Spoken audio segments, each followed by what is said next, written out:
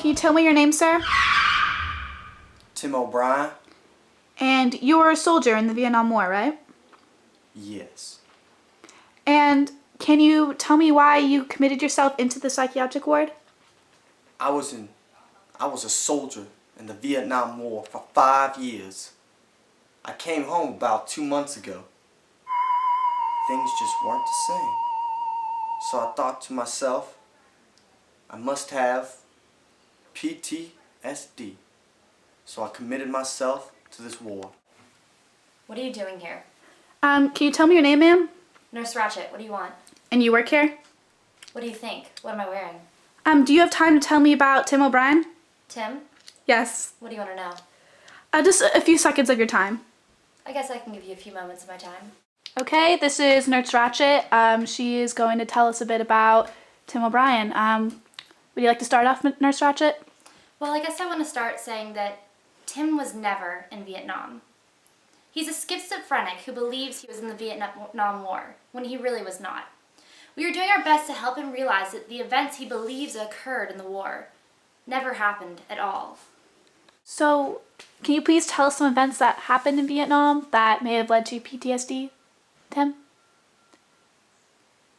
When I was in Vietnam, we were camping out by the swamp.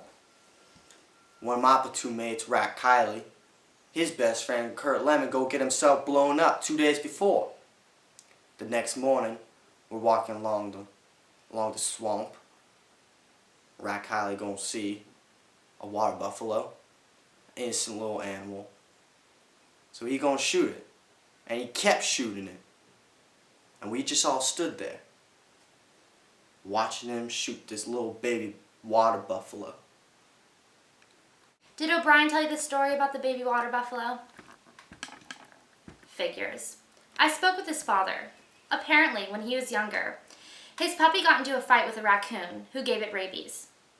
His dad brought the dog outside and shot it. The dad didn't know that O'Brien was watching, but he saw it through the window. He saw everything.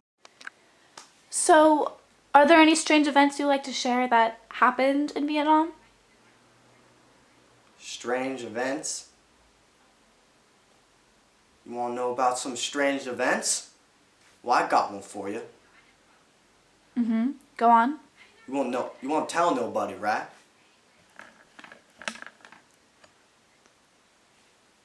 My buddy's girlfriend, Marianne Bell, came to visit us at the medical base.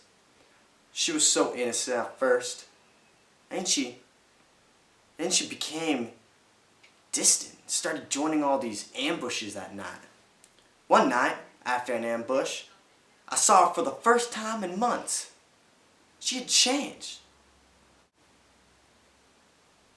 She wasn't innocent no more. She had tongues around her neck on a necklace. When O'Brien was about 10, he was very inspired by his younger sister. She was very innocent and delicate. On Halloween, she wore a witch costume, and along with that, she wore a necklace with a tongue on it. It was fake, of course. But he was utterly terrified by her appearance, and I think to this day, he is still scarred. Was there ever an incident where you got really violent in the war that might be a result of your PTSD? There was one incident where I did get violent with one of my platoon mates. He stole my pocket knife. When I confronted him, he denied it, and I punched him in the face and broke his nose. I got so paranoid that he was going to beat me up, I punched myself in the nose. O'Brien was bullied in grade school. There was one bully that would always pick on him and always take his lunch money. One day, O'Brien snapped and punched the bully in the face and broke his nose. I guess O'Brien was always really scared that that bully would come after him and break his own nose in retaliation. So O'Brien punched himself in the nose to let the bully know that they were even now. So, Nurse Ratchet tells me that you're a friend of Tim O'Brien's? Okay. Well, can you tell me anything about him? Did you know that he doesn't really have PTSD? All right. Well, do they put you on strong medications here? Is that why you're not talking? What medication do you take? Okay, well.